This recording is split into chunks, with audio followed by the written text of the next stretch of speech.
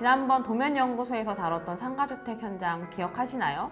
못 보신 분들이 있다면 꼭 한번 보고 오시는 걸 추천드려요. 해당 건축주분이 실제로 공사 계약한 과정을 한번 알아보려고 해요. 그래서 오늘 영주님을 모셨습니다. 반갑습니다. 네, 안녕하세요. 두 번째 출연하게 된 하울드 CM 맡고 있는 송영지라고 합니다. 반갑습니다. 네, 반갑습니다. 예.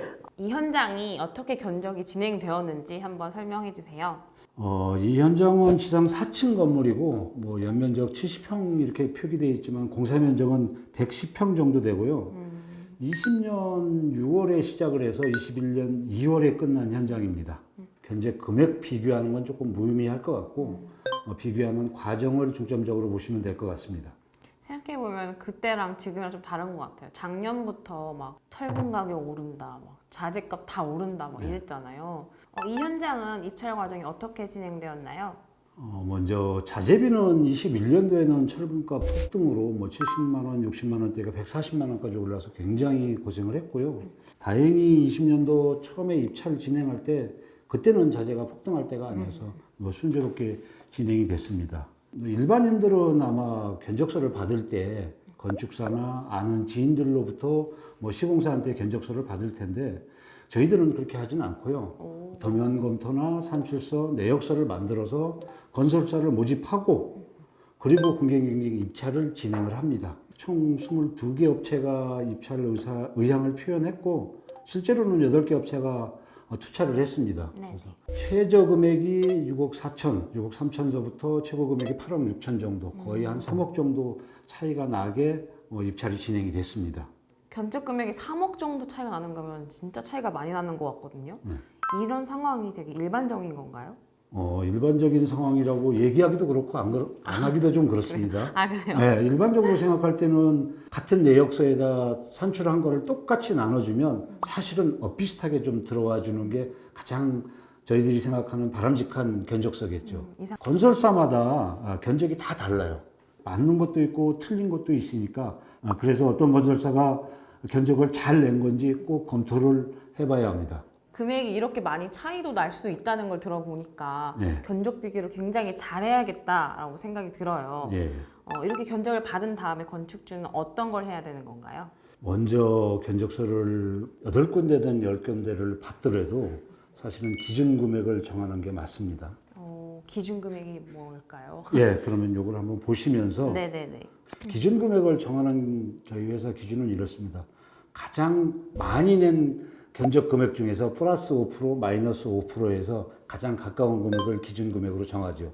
그 기준 금액이 실제로 이 시장 금액이라고 그냥 판단하는 게 나을 것 같고 이 현장에서는 6억 7천서부터 7억 4천 정도가 기준 금액이라고 보고 있고 7억 4천을 넘어간 거는 그냥 제 기준으로는 그냥 비싼 거다. 그래도 싸거나 비싸더라도 혹시 잘못된 게 있는지 세세하게 검토를 해야 되는 게 맞습니다. 이 외에 또 어떤 것들을 살펴봐야 되는 건가요? 기준 금액을 파악을 했으면 이제는 회사가 안정적인지 아니면 여느 대여업체인지를 봐야 되잖아요. 그죠. 그래서 저희는 한 3가지 정도를 기준으로 보고 있어요. 첫 번째 시공능력 평가, 그 다음에 신용평가 등급, 그리고 뭐 국세 체납이나 지방세 체납이 있는지 없는지, 제재 사항이나 벌점 받은 게 있는지 없는지를 파악합니다. 시공능력 평가액은 사실은 그 회사의 시공능력이라니까 얼마 정도 커버할 수 있느냐. 너무 작은 회사한테 너무 큰 걸 맡겼을 때는 큰 문제가 발생될 수 있고, 신용평가 등급은 뭐 재무상태나 건전도를 파악하는 거니까 너무 신용도가 낮은 업체들한테 맡겼을 경우에 건축주들이 불안해할 수 있고, 국세나 지방세 체납도 사실은 문제가 될 수 있어요. 세금도 못 낼 정도면 국세 우선주의니까 너무 안 냈으면은 기성이 못 나갈 수도 있어요. 압류당할 수도 있어요. 그럼 제가 제 현장에 지급한 기성금이 날아가는 거잖아요. 그걸로 압류를 걸어버릴 수도 있어요. 그래서 꼭 봐야겠네요. 네, 그것도 좀 봐야 되고 부실벌점은 뭐 중대재해가 없으면은 큰 문제 되진 않고 제재 처분도 사실은 영업 정지라든가 효력 정지라든가 이런 부분들이 있으니까 요 3가지를 중점적으로 좀 자세히 보고 고르시는 게 맞다고 봅니다. 그럼 지금 말씀해주신 것들은 네. 저 같은 일반 건축주들이 좀 쉽게 찾아볼 수 있는 것들인가요? 일반적인 사람들이 다 찾아보려면 찾아볼 수 있어요. 근데 좀 어렵겠죠. 여기저기 다 둘러봐야 되니까 신용도 조사해봐야 되고 국세 청약도 확인해봐야 되고 그러니까 이건 가장 중요한 상황이니까 설사 어렵더라도 꼭 확인하고 넘어가셔야 됩니다. 설명해주신 기준으로 이렇게 입찰에 참여한 업체를 딱 봤을 때 벌써 이제 걸러지는 업체들이 좀 보이거든요. 많이 좀 줄었어요. 아, 그렇죠. 그냥 육안으로 보기에도 걸러지겠죠. 네네. 네. 이제 직접 면담해볼 건설사를 고르고 견적을 좀 심층적으로 분석해 보도록 하겠습니다. 좋아요. 건축주는 이 업체들 중에서 어떤 업체와 어떻게 면담을 했나요? 쭉 아까 8개 업체 중에서 대충 판단을 하셨잖아요. 네네. 네, 그 중에서 3개 업체를 골랐습니다. 아, 지금부터는 이 업체들의 견적을 비교하는 방법을 알려줄 거고 그 전에 견적 비교하기 전에 한 가지 조금 알려줘야 될 것들은 내역서 없이 수량산출서나 내역서 없이 견적을 비교한다는 건 좀 무의미할 것 같아요. 서로 다른 항목을 제출해 버리면 사실 맞비교가 안 되는 거죠. 그리고 업체들이 낸 견적을 그냥 기본적으로 모든 항목이 다 좋진 않아요. 아 그래요? 네. 어디는 잘 냈고 어디는 못 냈고 어느 회사는 건축 쪽은 강한데 설비 쪽이 약하든지 또 전기 쪽이 약하든지 이런 부분들이 있으니까 그걸 유념해 두고 보시면 될 것 같습니다. 건축주가 견적을 받기 전에 꼭 유념해야 되는 것들인 것 같아요. 말씀해 주신 게. 네. 그러면은 먼저 이 세 곳에서 견적서를 받았는데 어떤 것들을 보면 좋은가요? 저는 중요하게 생각하는 게 각 공정들 중에서 비중을 많이 차지하는 공정들이 사실은 검토를 먼저 해요. 건축공사 중에서 철근 콘크리트 공사 같은 경우는 아마 금액적으로 봐도 한 30% 이상 정도 금액을 차지할 거예요. 네네. 현장에서 사고가 가장 많이 나는 것 중에 하나가 철콘 공사들이 많이 나요. 싸게 수주하려고 너무 작게 내는 경우가 있는데 너무 작으면 문제가 생기니까 너무 작은지 또 너무 비싸게 주면 사실 건축주가 조금 억울하잖아요. 부담스럽죠. 예, 부담스럽고. 그 다음에 외장을 싸고 있는 조적공사. 그 다음에 창호 유리, 창호나 유리들이 고급스러워지고 비싸져서 비싼 금액들 위주로 조금 보고, 그 다음에 본 게 이제 금속공사. 그 항목별로 비중을 많이 차지하는 걸 우선적으로 보고 있습니다. 이 견적서를 한번 자세히 보시면 네. 철콘 같은 경우는 최고 많이 낸 데가 1억 6,200, 적게 낸 데가 1억 4,300, 한 2천만 원 정도 차이 나죠. 네네네. 근데 도장 같은 경우는 제가 파랗고 노랗게 표기했는데 360대 180만 원, 180만 원 정도 차이가 나는데 사실은 이렇게 작은 금액에서 너무 신경 쓰시면 안 돼요. 철콘 같은 경우는 조금 차이 나도 2천만 원이고 이런 데도 마찬가지로 창호공사도 7천만 원대 5천만 원이니까 여기도 2천만 원 차이 나니까 비중이 큰 것들 위주로 먼저 검토를 하시고 작은 것들은 일단 무시하셔도 됩니다. 확실히 이게 집계표랑 견적서를 보니까 뭔가 금액 비중이 큰 공종들이 전체 공사비를 되게 좌우하는 게 느껴져요. 그래요? 그 다음에 이제 저희들이 중요하게 생각하는 것들은 평균 금액을 고르게 냈는지를 한번 봐요. 평균 금액을. 네, 평균 금액을 고르게 냈는지를 보려면 어떻게 되냐면 공정별로 보시면 제가 노랗고 파랗고 이렇게 표시를 해놨어요. 네. 높은 금액은 노랗게, 낮은 금액은 파랗게 이렇게 쭉 내놨습니다.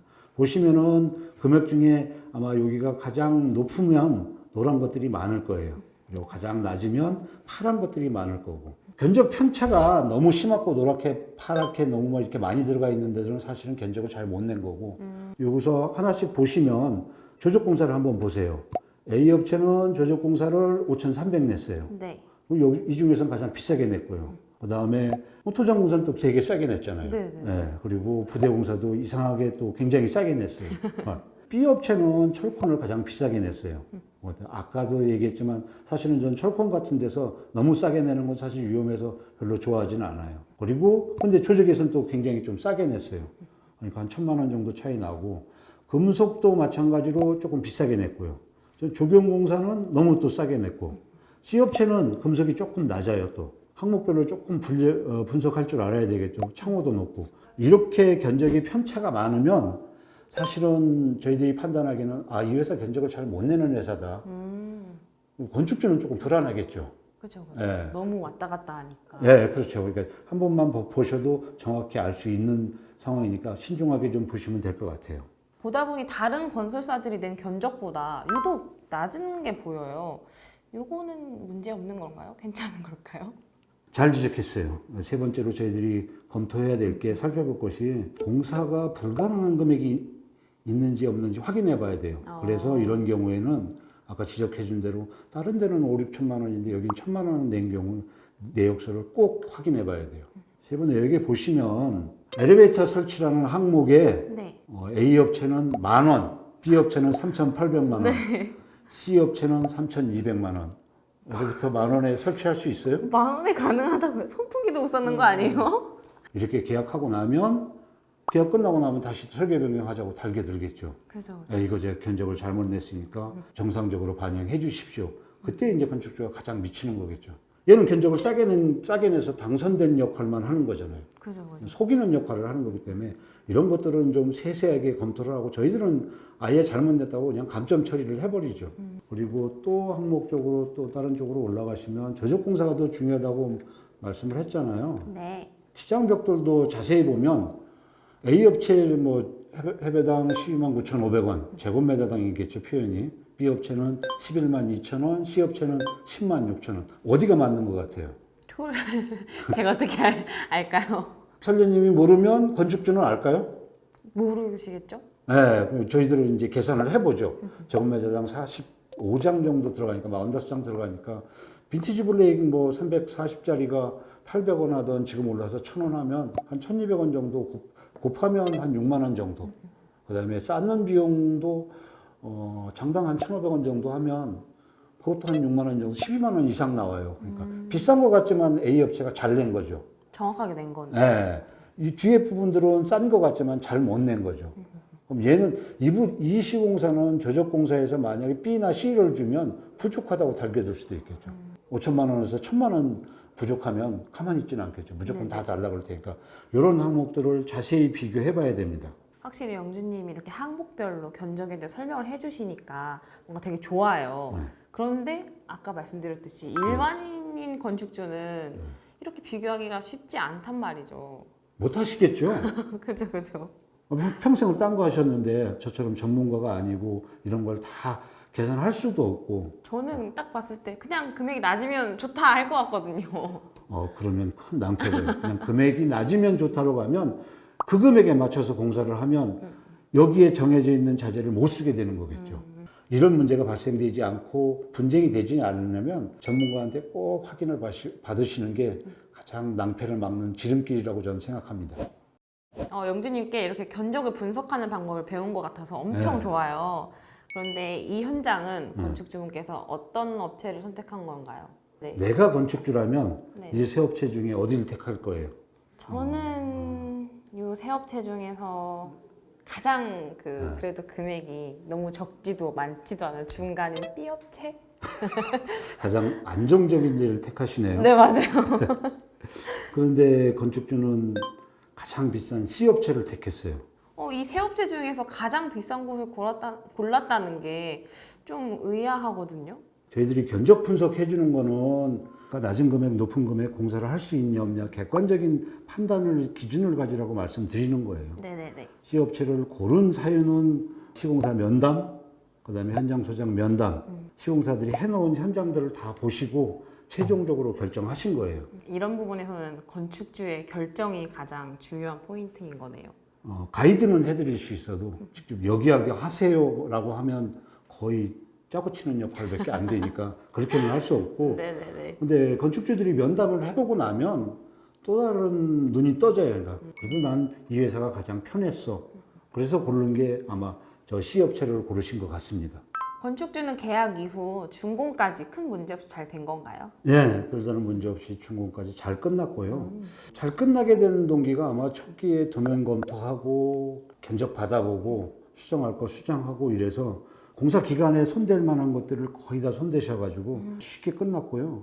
그 다음에 공사 기간도 전체 공사 기간에서 한 6일 정도 추가됐어요. 근데 그것도 뭐 시공사가 늦어진 게 아니고 사용 승인 접수하고 나머지 6일 늘어진 거 말고는 큰 문제 없이 아주 잘 끝나서 좀 행복합니다. 끝으로 이 영상을 보고서 공사를 준비하시는 건축주들이 있을 거 아니에요? 그분들께 한마디 부탁드립니다. 꼭 건축주들한테 부탁하고 싶은 거는 감이나 또 어디서 잘못된 정보 조합을 해서 평당 얼마의 공사를 한다 이렇게 하지 마시고 꼭 적산을 받아보고 내역서를 만드신 다음에 시작하는 게 가장 기본이 될 것 같아요. 서로 다른 견적서를 가져와서 비교하면 총 금액밖에 비교가 안 되는 거예요. 도면에 들어있는 항목들이 다 빠져 있을 수도 있고, 두 번째, 그런 것들을 가지고 있지 않으면 나중에 시공사가 설계 변경이 들어왔을 때도 대처를 못 해요. 그럼 시공사한테 의지해야 되잖아요. 그죠. 아까 제가 얘기한 대로 벽돌이 이거는 뭐 제곱미터당 45장 들어가야 하는데 80장 들어간다고 하면 계산하실 수 있으세요? 못하죠. 이런 것들이 분쟁이 시작되니까 꼭 받으셨으면 좋겠고, 제 돈 들여서 뭐 6억이든 60억이든 600억을 들여서 공사를 하든 간에 중요한 거고 어디에 얼마큼 쓰이는지를 판단하고 있어야 되잖아요. 그런 걸 기준으로 따지면 꼭 산출서를 받아보시고 그걸로 작성해 나가는 게 가장 기본이라고 저는 생각하고 있습니다. 오늘 영준님과 같이 견적을 분석을 해보니까 왜 명확한 기준을 가지고 견적을 비교해야 되는지 정말 잘 알게 됐어요. 그리고 특히 마지막에 말씀해주신 네 돈 네가 쓰는데 네. 잘 알아야지, 이게 정말 많이 와닿았거든요. 네. 그래서 앞으로 공사를 앞둔 건축주분들이 되게 많이 도움이 되실 것 같아요. 이 부분 꼭 참고하셔서 건축 진행하셨으면 좋겠습니다. 네, 어려우시면 저를 찾아오시면 됩니다. 저거 아니더라도 진짜로 어려우시면 이걸 해결해 줄 전문가를 찾아서 하는 것이 가장 현명한 길이라고 좀 생각하니까 어려워하지 마시고 찾아주시기 바라겠습니다. 오늘 이렇게 수고해주신 영준님께 정말 감사드리고요. 이 영상을 보시는 많은 분들이 꼼꼼하게 견적을 분석하셔서 건설사를 잘 찾으셨으면 좋겠습니다. 감사합니다. 네, 수고하셨습니다. 다음에 또 뵙겠습니다. 네.